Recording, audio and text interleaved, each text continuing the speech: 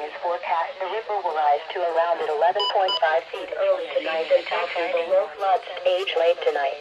Flood stage is 10.5 feet at 11.0 feet. Flood waters will begin to affect areas along the Cuyahoga River and Cuyahoga Falls, and in Monroe Falls near Kennedy Park. Flood stage is 10.5 feet at 11.0 feet. Flood waters will begin to affect areas along the Cuyahoga River and Cuyahoga Falls, and in Monroe Falls near Kennedy Park.